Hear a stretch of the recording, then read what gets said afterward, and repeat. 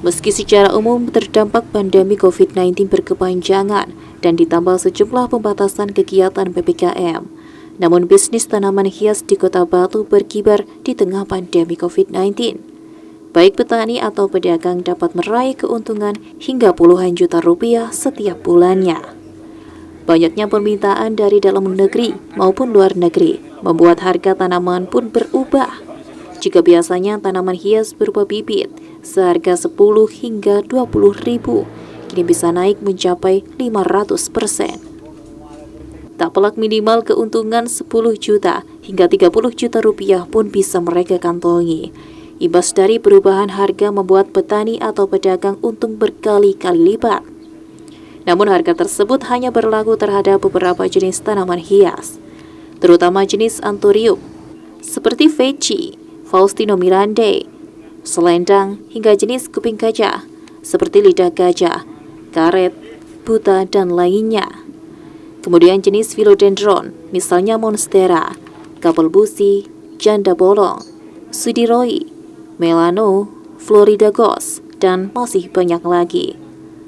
Selanjutnya jenis sansevieria, trifasciata, contohnya California, golden wendy's, green mold variegata, dan lain-lain. Terlebih jika tanaman tersebut adalah variegata atau memiliki kelainan pigmen warna daun yang semula hijau biasa, namun memiliki corak warna putih atau kuningnya. Harga untuk tanaman variegata ini bisa naik mencapai 50 kali lipat untuk semua jenis. Salah satu petani tanaman hias asal Sidomulyo, Kota Batu, Juni Purnomo, menyampaikan semua tanaman pasti mengalami perubahan harga disebabkan stok semakin menipis di Kota Batu, bahkan di Indonesia. Hukum dagang pun berlaku. Saat banyak permintaan stok barang menipis, harga pun naik tajam. Juni Purnomo yang juga menjabat sebagai Ketua Jaringan Petani Nasional atau JPN Kota Batu, mengaku optimis harga tak mungkin bisa turun karena semua tanaman tersebut dikirim ke mancanegara seperti Amerika, Kanada, Rusia, Belanda, Jerman, Jepang, dan banyak negara lainnya. Untuk pemasaran, Juni selain memanfaatkan media sosial seperti Facebook dan Instagram, jejaring pertemanan juga sangat berpengaruh dalam penjualan. Terkadang pembeli mendatangi tempat secara langsung. Ini untuk tren yang mulai muncul sekarang di jenis anthurium kuping gajah sama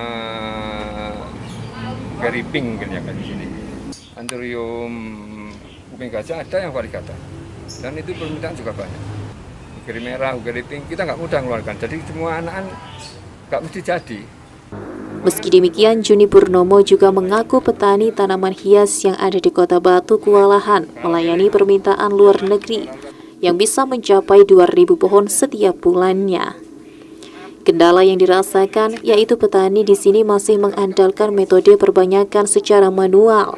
Kendala itu membuat para petani atau pemula tanaman hias tidak mampu mendukung percepatan ekspor karena stok tidak mencukupi. Juni berharap pemerintah daerah maupun pusat bisa memberikan perhatian lebih.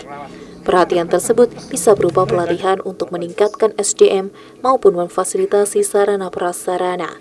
Contohnya, laboratorium kultur jaringan agar petani di Indonesia bisa bersaing dengan petani luar negeri.